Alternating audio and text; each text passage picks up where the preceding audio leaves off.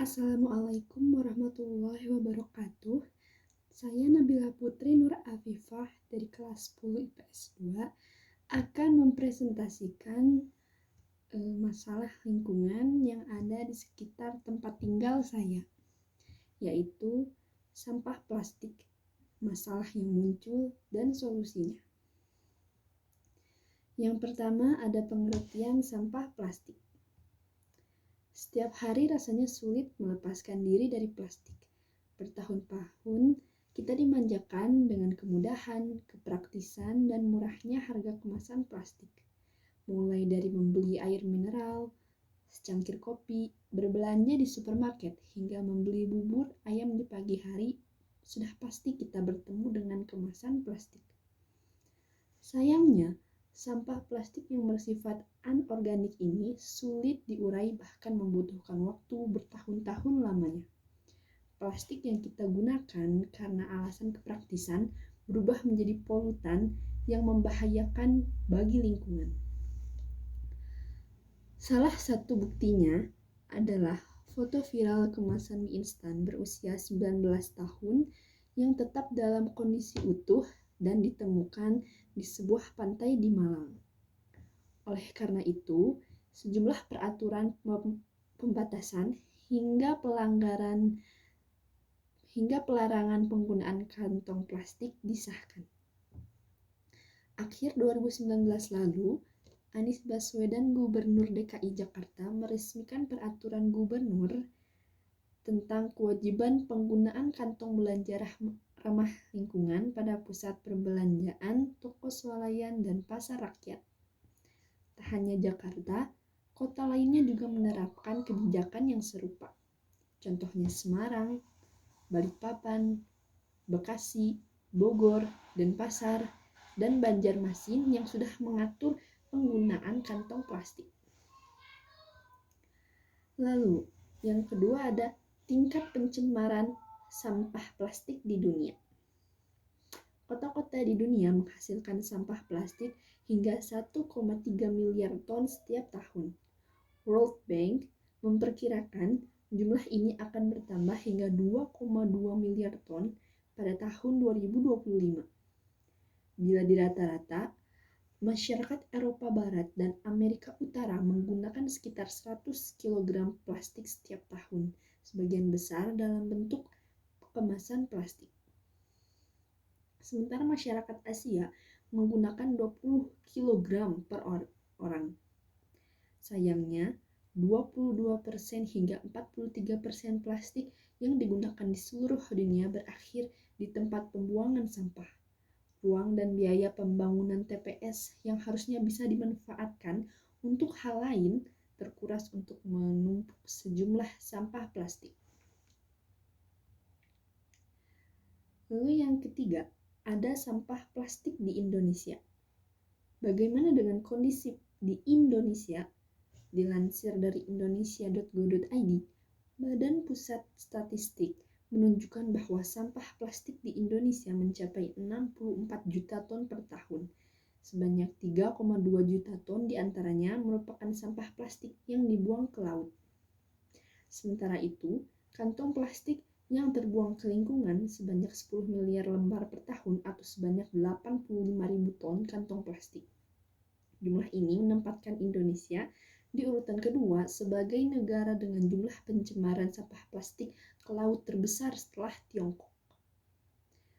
Bukan urutan yang patut dibanggakan, karena sampah plastik mengancam berbagai aspek kehidupan, terutama kehidupan biota laut dan keseimbangan ekosistem di lautan.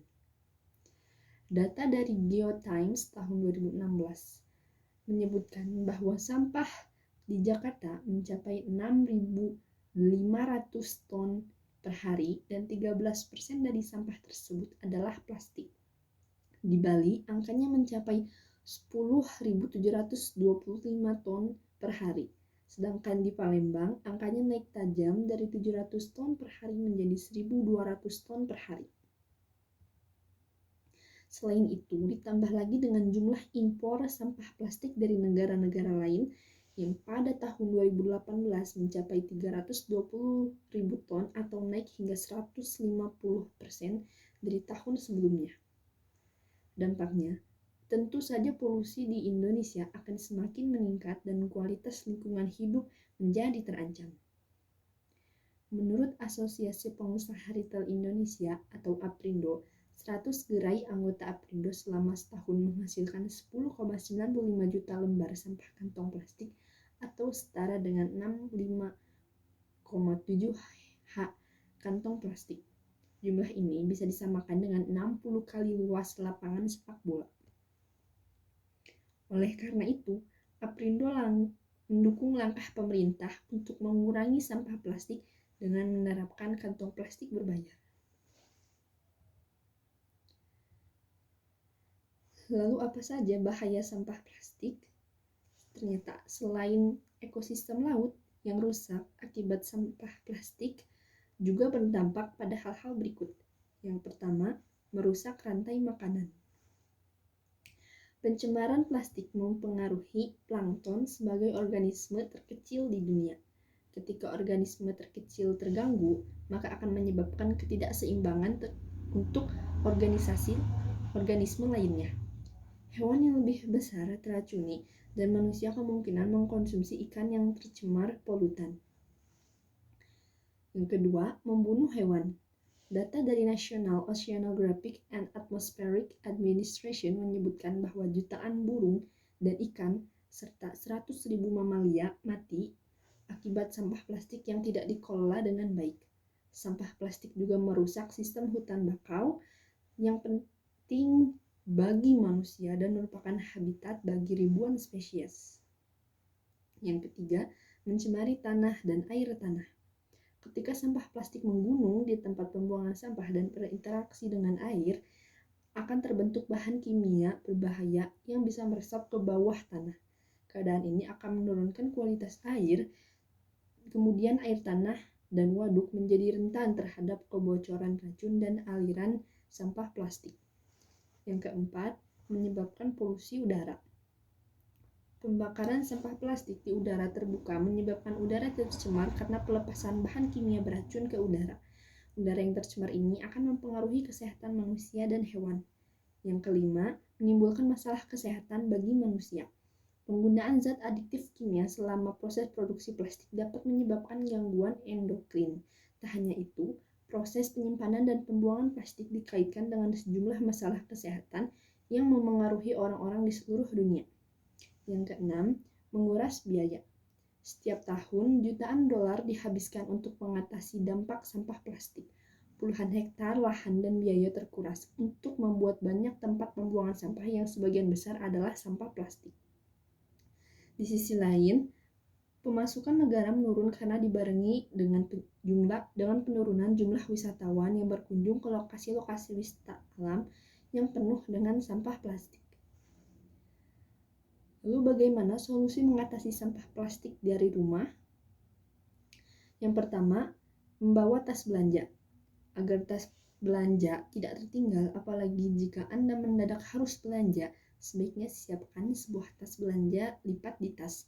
Anda juga bisa menyediakan berbagai ukuran tas belanja untuk kantong buah, sayur, dan keperluan rumah. 2. Memakai kemasan plastik yang dapat digunakan kembali. Yang ketiga, memilah sampah plastik. Sedikitnya Anda bisa menyediakan 2 macam tempat sampah, satu tempat sampah organik untuk kulit buah, sisa makanan, serta sampah kertas, dan satu lagi tempat anorganik untuk sampah plastik. Yang keempat, mendaur ulang sampah plastik.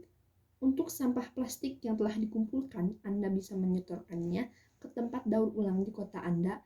Pilihan lainnya, Anda bisa melakukan daur ulang sendiri di rumah dengan membuat kerajinan tangan dari plastik. Contohnya, membuat lampu gantung, pot tanaman dengan berbahan plastik, tempat pensil, hingga tempat penyimpanan dari botol plastik. Anda juga bisa membuat tas belanja dari bahan bekas seperti bungkus kopi instan atau kemasan deterjen yang dikumpulkan. Sekian dari saya, mohon maaf apabila ada kesalahan kata dan kekurangan materi. Wassalamualaikum warahmatullahi wabarakatuh.